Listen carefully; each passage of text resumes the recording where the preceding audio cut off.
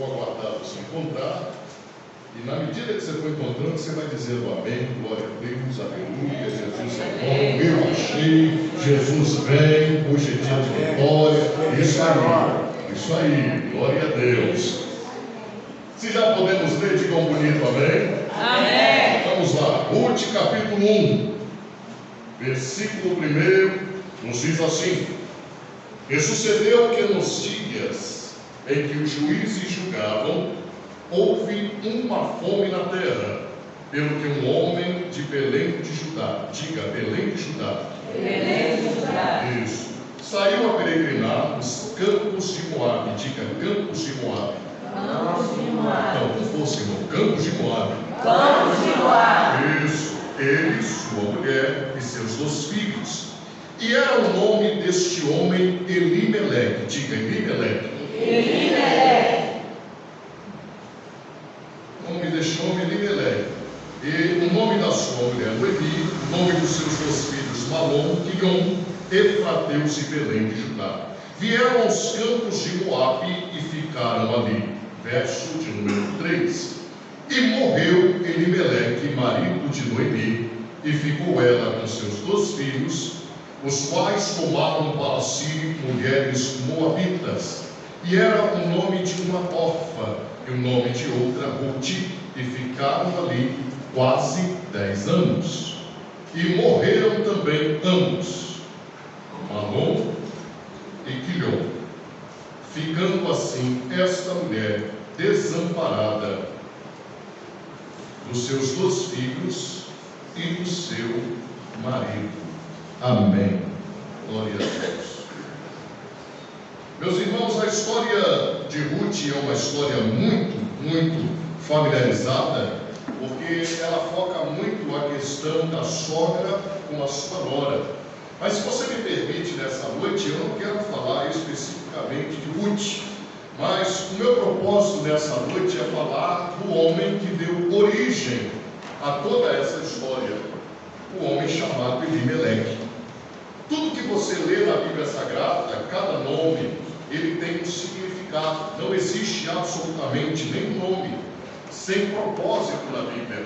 Quando você lê o nome, por exemplo, Belém, o nome Belém significa terra do pão. Repita, terra do pão. Terra do pão. Belém significa terra do pão. Judá significa louvor, diga louvor. Louvor. Partindo deste princípio, Belém de Judá, terra do pão com louvor, terra do pão com alegria, terra do pão com júbilo, isto é Belém de Judá. A Bíblia Sagrada vai dizer que essa família morava em Belém de Judá. Belém de Judá é uma das cidades mais destacadas e mais abençoadas que a Bíblia retrata. Foi justamente de Belém de Judá que nasceu o rei Davi. Foi em Belém que nasceu o Salvador da humanidade, o Senhor Jesus Cristo. Ele nasceu lá, na manjedoura em Belém. E esta família está residindo em Belém. A Bíblia Sagrada vai nos deixar muito claro que esta família, mesmo morando na cidade mais abençoada que já existiu, ela também passou por uma fase muito difícil.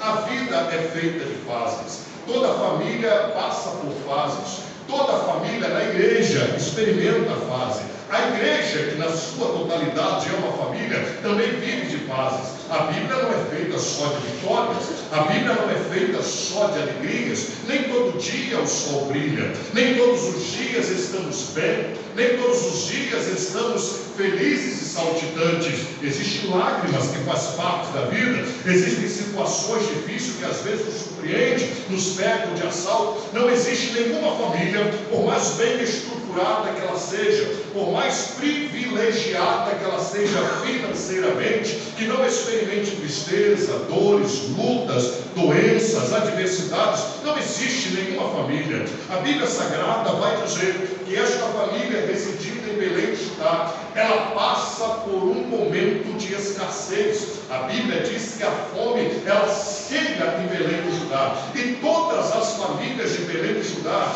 passam por essa situação complicada, passam por essa adversidade, passam por esse momento de tribulação. Mas a Bíblia vai destacar este homem chamado Elimeleque. Elimeleque, ele, como todo bom marido que se preza, todo bom chefe de família que se preza, ele é tomado pela preocupação. E por causa desta preocupação, ele age por impulso. Ele age sem pensar e principalmente ele age sem consultar ao Senhor e toma a decisão radical de sair de Belém de Judá e sair para peregrinar. A Bíblia diz que ele sai a peregrinar. Quem sai a peregrinar sai sem rumo. Quem sai a peregrinar sai sem direção definida. Quem sai a peregrinar está apenas contando com a sorte. Ele não tem um planejamento aonde quer chegar. Ele simplesmente está saindo. Ele simplesmente está deixando o problema de lado, virando as costas para a realidade e saindo sem rumo, sem direção,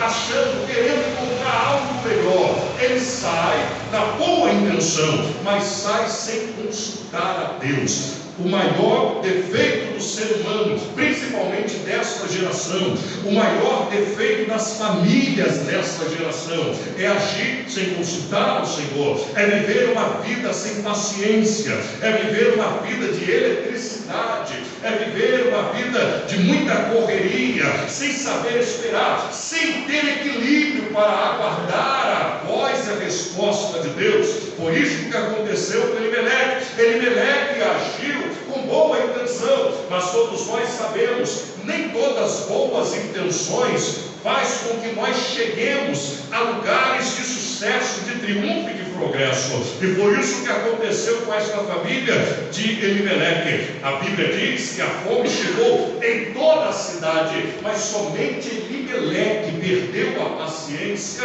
e não soube esperar o tempo de Deus e saiu a peregrinar. E nesta peregrinação ele acaba chegando num lugar onde não deveria chegar. Ele chega numa região de Moabe.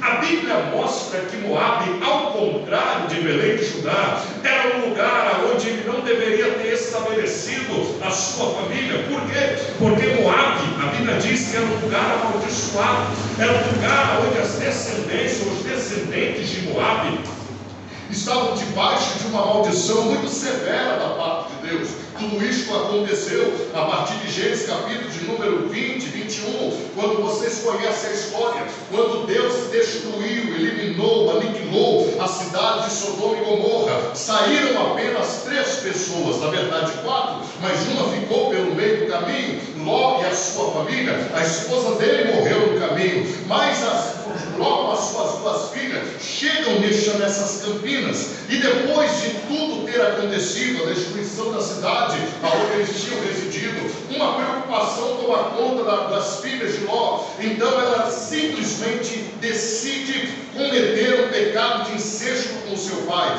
Ela acaba tendo um relacionamento com seu pai e gerando filho do próprio pai, e isto foi mal aos olhos do Senhor. Uma criança que nasceu recebeu o nome de Moabe, e Deus amaldiçoou toda a descendência de Moabe. Todos aqueles que nasceram nessa região, todos aqueles que estabeleceram nessa região, estavam afastados de Deus, sem compromisso com Deus e debaixo da maldição. E é justamente para este lugar que este homem, Elimeleque, decide estabelecer ou procurar contar com a sorte em Belém de Judá. O projeto inicial de Elimeleque era chegar em Belém de Judá e ficar ali pelo menos 3 meses, mas ele não tinha controle da situação, e a situação se estendeu por quase 10 anos, como diz a palavra de Deus. E agora, peregrinando num lugar amaldiçoado, a Bíblia vai dizer que do nada, de repente, Elimeleque morre. Elimeleque sai de cena, e agora os seus 2 filhos, que nesta ocasião eram jovens e depois de adulto acaba contraindo matrimônio para si com mulheres da região, mulheres moabitas.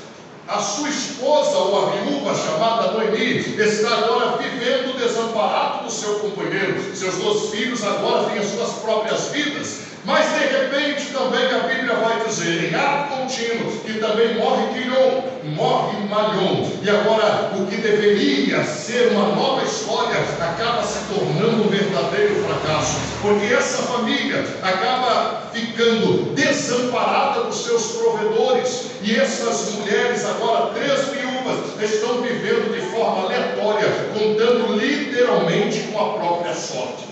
Todos nós sabemos o que vai acontecer adiante. Mas o que eu quero chamar a sua atenção é justamente o início dessa história, como eu tenho vos falado. A atitude do homem chamado Elimeleque. É válido lembrar que Elimeleque era um homem que conhecia Deus, que temia Deus, que morava numa cidade abençoada, que tinha uma família bem estruturada, mas simplesmente por não ter paciência e aguardar o tempo de Deus, ele toma uma atitude precipitada, e esta atitude acabou acarretando para toda a sua família uma verdadeira tragédia. Sabe o que eu quero dizer para você que me ouve nesta noite? Nós precisamos aprender com os erros deste homem chamado Elimeleque, e eu quero destacar alguns nesta noite. O primeiro erro que eu aprendo com Elimeleque: eu preciso ter cuidado com as decisões que eu tomo em relação à minha família. Por quê? Porque as decisões que eu decido tomar, elas vão acarretar consequências, e estas consequências não diz respeito só a mim. Essas consequências vão afetar aqueles que me amam, aqueles que estão à minha volta. Fique sabendo você que ninguém, absolutamente ninguém, que convive em família e decide por si só, decide por livre e espontânea vontade tomar uma decisão. Esta decisão, como toda ela tem a sua consequência, porque toda ação tem uma reação, e tudo que nós plantamos, querendo ou não, vamos colher nesta terra. E simplesmente nós precisamos ter responsabilidade das nossas decisões. Por quê? Torno a dizer, porque não vivemos sozinhos, não vivemos isolados. Se vivemos em família, a nossa família, mesmo não querendo, mesmo não tendo culpa daquilo que nós planejamos, idealizamos, a nossa família será afetada.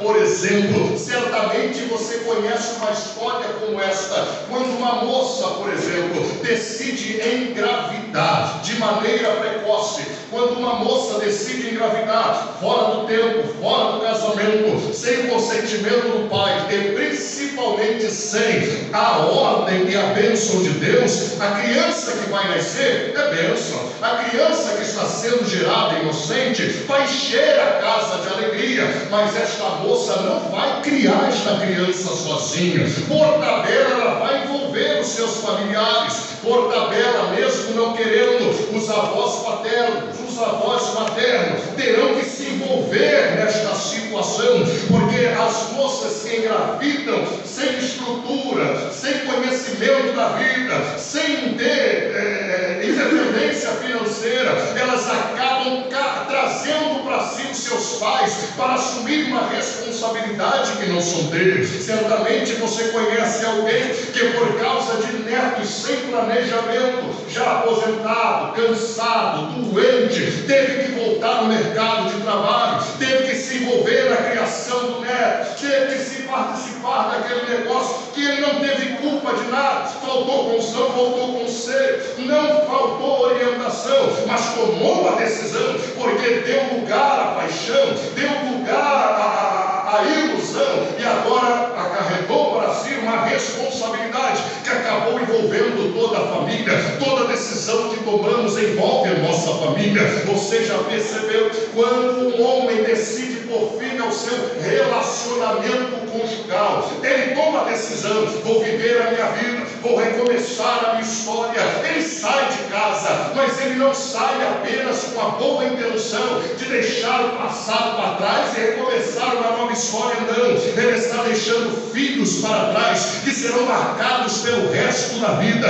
E deixa eu dizer isso aqui para alguém nesta noite: os teus filhos nunca vão entender o motivo, nunca vão aceitar as razões do seu desquite, do seu divórcio, da sua separação. Não, meus filhos estão de boa, pregador. Afinal de contas, eles entendem, eles viram o que aconteceu. Eu digo para você, sem medo de errar, isto marcará as gerações do resto da vida. A sua filha não vai entender, o seu filho não vai aceitar. Você está recomeçando a tua história, mas está marcando a história da sua geração. Quando uma moça chega para a mamãe e diz: mamãe, encontrei o homem da minha vida, não dá tempo de casar. Estou saindo de casa porque estou apaixonada e vou morar com ele. Ela não sai de casa levando apenas uma mala cheia de roupa. Ela está levando a paz da mamãe. Ela está levando a alegria do pai. Porque os pais não criaram os filhos para sair de casa de maneira aleatória.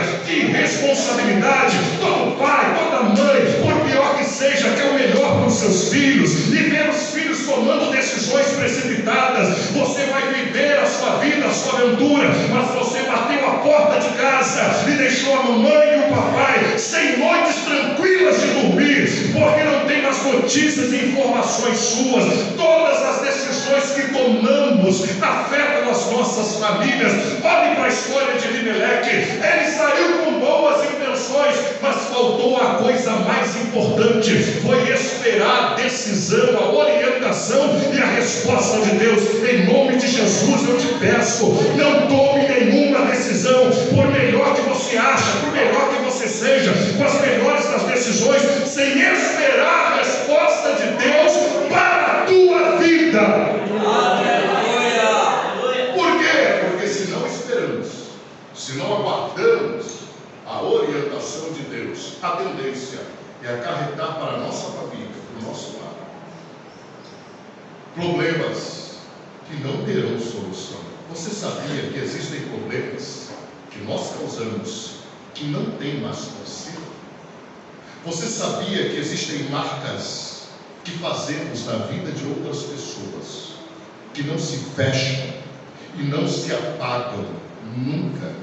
Eu vou chamar isso de tatuagem, porque é uma tônica na nossa geração.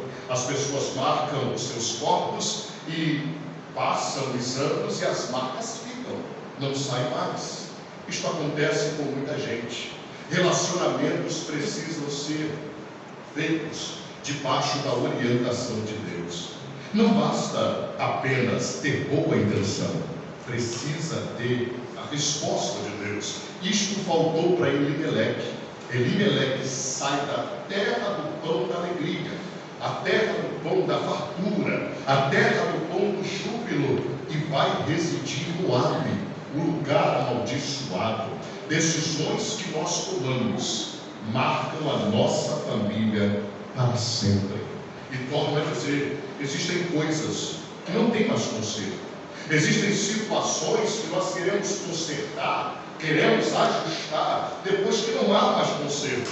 Eu aprendi uma frase: não espere a sua casa cair, desabar, para poder buscar ajuda. Se as primeiras rachaduras começaram a aparecer, comece a se mover, comece a fazer alguma coisa, comece a buscar ajuda, porque se a rachadura apareceu, é sinal que a estrutura está abalada. Se as rachaduras começaram a aparecer, é sinal que as coisas, a segurança não anda muito bem. Se as rachaduras começaram a aparecer, obrigatoriamente você pode ignorar, mas você vai sofrer consequência, porque a tendência é aumentar, a tendência é a coisa se ampliar, o problema vai se agigantar, até cair, até ruir, e depois que cai, não há mais jeito, não há mais solução, não adianta mais clamar, porque tinha que ser clamado antes, o que deveria ser feito tinha que ser feito antes. Nós estamos querendo ver no que vai acontecer, esperando ver no que vai dar. Eu quero nesta noite lhe dizer, em nome de Jesus, se você já percebeu que as coisas não estão bem,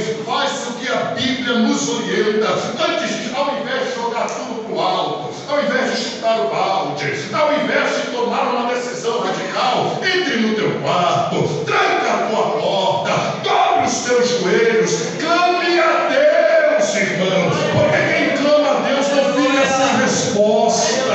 Aquele que fala com Deus todo dia não tem vitória atrasada. Deus não trabalha de improviso para o crente que vive em constante oração. Mas está demorando muito, fique tranquilo, Deus não se atrasa, Ele não se adianta, Ele tem o tempo certo, a hora certa, o momento certo. E acredite, se você é fiel ao Senhor, Deus cuida de você. Deus cuida de você. Quantos acreditam no cuidado de Deus? Quantos acreditam no cuidado de Deus? Se você é fiel ao Senhor, Deus cuida de você.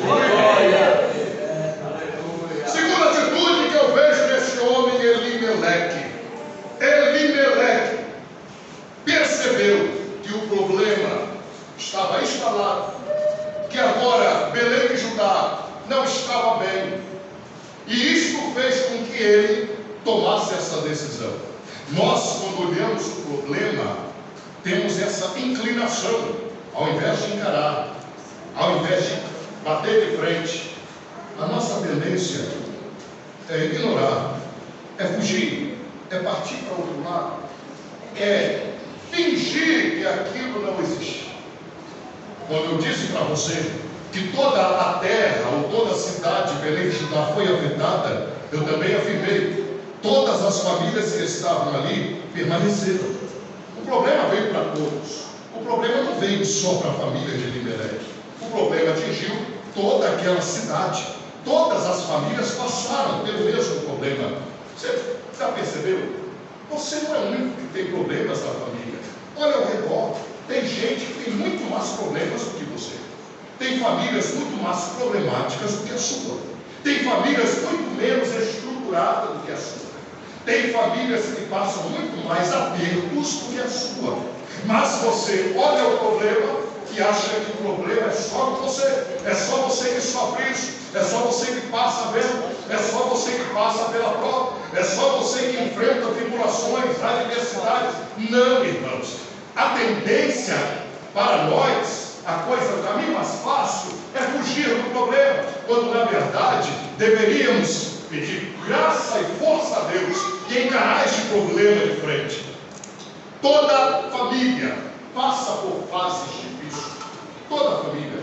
Torna a dizer, se a doença não afetou a tua família, trazendo preocupações, se isto ainda não aconteceu, deixa eu te digo, hein? Um dia vai acontecer.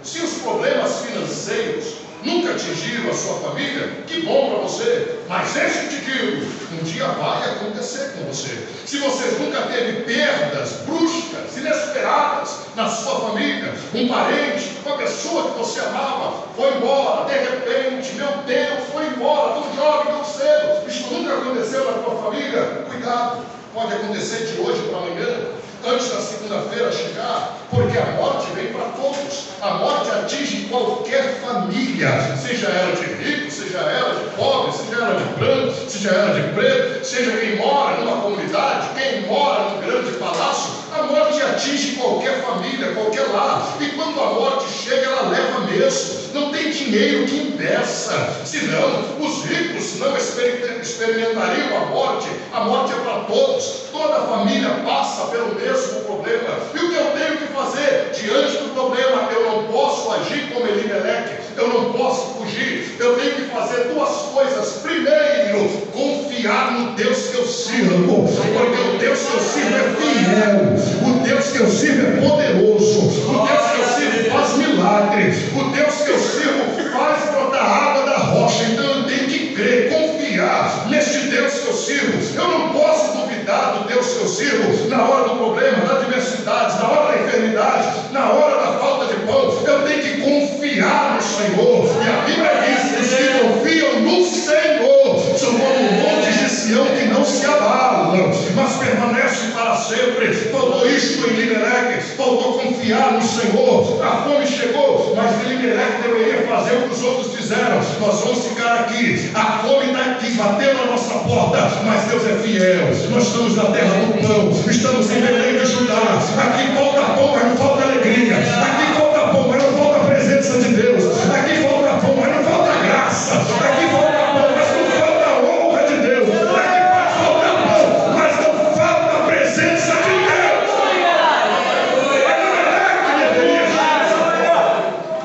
Mas ele decidiu não confiar no Senhor.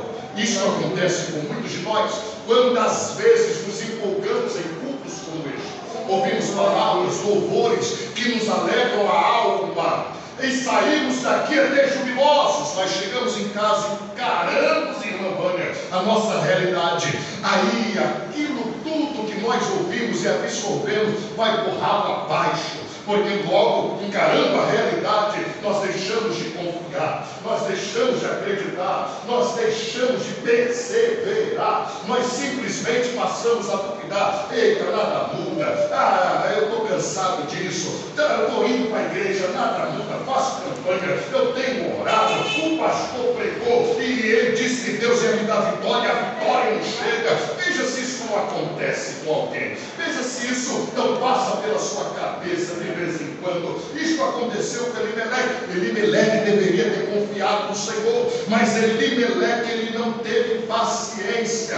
faltou fé, perseverança, faltou acreditar que Deus estava com ele, faltou acreditar que Deus ia prover o milagre, faltou isso em Elimeleque e falta isso em muitos de nós. A segunda coisa que eu aprendo com Elimeleque: quando a adversidade chega, irmãos, eu preciso primeiro confiar no Senhor, e segundo, eu não posso ignorar a realidade que eu estou vivendo. Eu não posso ignorar como se eu fosse um bitolado, como se eu fosse um louco. Não, eu estou passando por um momento difícil, mas estou tranquilo nada, eu estou preocupado, mas a minha fé não pode se apagar, a chama da minha esperança tem que manter acesa. Eu estou passando por dificuldade, mas eu sei que o meu Redentor vive. Quando alguém me pergunta: ei, irmão, como é que está? Está na bênção? Não, irmão, estou na prova, mas eu estou dando glória a Deus na prova. Eu estou na dificuldade, mas eu sei que o meu Redentor vive. Não, a minha realidade não é só de vitória, mas eu sei que a vitória vai chegar para mim. É assim que a gente tem que andar. Não esconda, não fique se iludindo ou iludindo os outros. Não, eu estou bem, você não está bem. Não, está tudo tranquilo, está nada. Compartilhe, irmão, me ajude em oração. Irmão, chora junto comigo se puder. Irmão, de madrugada, entra no propósito comigo. Eu estou precisando da vitória. Assim que a gente tem que agir. Parar com esse negócio de se iludir, parar com esse negócio de falsa aparência. Tem muita gente que acha, por exemplo, que um dirigente de congregação não passa luta. Ei, o mesmo vento que sopra aí, sopra aqui também. O mesmo vento, a mesma coisa. Tem muita gente que só porque é irmã do círculo de oração, ela tem que ser exemplo em tudo. Seja exemplo dos fiéis. Mas ao passar pela prova, irmã, passe de cabeça erguida e mostrando: não, a prova está doendo, mas eu não abandono meu barco, não. Eu estou passando apertado, o vento está soprando, mas Deus é fiel, ele não muda, ele é o mesmo ontem, hoje, eternamente. Pare de se iludir. Tudo na vida são fases. A igreja, por exemplo, é feita de fases. Existem fases boas, fases ruins na igreja. E sabe quando a fase ruim chega na igreja? Sabe qual é a maior tendência? É mudar de igreja. Por quê? Porque a fase está ruim. Olha, nós estamos em Palmeira, não tem músico nenhum, estamos vivendo uma fase ruim, falta música. Olha, é tão ruim chegar numa igreja sem músico. Sabe uma coisa? Vou procurar uma igreja que tem músico. Não tem músico. Olha, está faltando ali culto de milagre. Faz tempo que Deus não realiza milagre na minha igreja. Então vou procurar uma igreja que tem milagre. Não tem revelação, não tem profecia, ninguém mostra visão, ninguém fala nada. Eu vou procurar uma igreja que tem essas coisas. Vou procurar uma igreja que, se não tem manto, eu vou procurar uma igreja do rebanho. Mas eu tenho que procurar uma igreja. Ô irmão, foi isso que aconteceu com Elimeleque. A fase ruim chegou e Elimeleque sai. Quantos não fazem assim? A fase ruim pega a igreja e muitos abandonam o barco. Agora, deixa eu dizer uma coisa para você. Eu não sei nem se eu já disse isso aqui, mas eu aprendi, nunca mais esqueci e gosto de compartilhar isso. Em relação à igreja, por exemplo, abrindo este precedente, você sabia que só existem 2 tipos de igreja? Quantos tipos? 2. Quantos tipos? 2. 2 tipos de igreja. Só existem 2. Só 2. A igreja do sonho e a igreja da realidade. Só existem esses 2 tipos de igreja. Qual é a diferença, irmão André? A igreja do sonho é aquela igreja que eu enganosamente fico idealizando, dizendo: a igreja do sonho. A minha igreja é uma igreja perfeita. Todo mundo se ama. Não tem fofoca na minha igreja, nunca teve. A minha igreja é tão perfeita que todos os obreiros lá são do plano correto, até todos. A minha igreja só tem crente cheio do Espírito Santo. A minha igreja nunca tivemos um caso de adultério, nunca tivemos. Na minha igreja nunca tivemos um caso de fornicação, nunca tivemos. Na minha igreja nunca tivemos uma única confusão na minha igreja. Esta é a igreja do sonho, irmão. Sabe qual é a igreja da realidade? Sabe qual é? É a igreja que você congrega. Agora, eu vou dizer uma coisa aqui, não fica triste com o Negrão, por favor. Me perdoe o que eu vou dizer. Sabe por que a tua igreja não é perfeita? Sabe por quê? A nossa igreja não é perfeita. Sabe por quê? Porque você congrega nela. Sabe por quê, Jonas? A tua congregação não é perfeita? Porque você faz parte dela. E eu vou dar uma orientação. Se algum dia na tua vida você, porventura, passar, ver uma igreja perfeita, por favor, não entre nela. Por favor. Não visite esta igreja, não passe perto desta igreja. Pelo amor de Deus, não passe perto. Oh, irmão, a melhor coisa é estarmos no lugar, sabendo que o lugar não é perfeito, que as pessoas não são perfeitas, mas a melhor coisa é ter a certeza que o dono da igreja é perfeito. O dono da igreja não falha, o dono da igreja não erra. Ei, a tua congregação não é perfeita, mas você tem certeza mesmo que o dono da casa ele é perfeito, é o dono da perfeição. Você quer acreditar aqui? E mesmo não tendo pessoas perfeitas, a boa notícia é que o dono da casa não abandona essa casa de jeito nenhum. Ele faz questão de estar nela, ele faz questão de participar dela. Olha, não fique tranquilo, fase ruim passa, mas eu aprendi que depois da tempestade vem a bonança, depois do vento vem a calmaria. Deus está no controle, durma tranquilo, Deus está no controle, Deus está no controle. Graças a Deus. Ele sempre está no controle de tudo. Sempre está. E eu termino nessa noite dizendo: aprendo com Elimeleque com as decisões que eu tomo. Não posso tomar decisões precipitadas. Em terceiro lugar, porque se eu estou em Belém de Judá, por exemplo,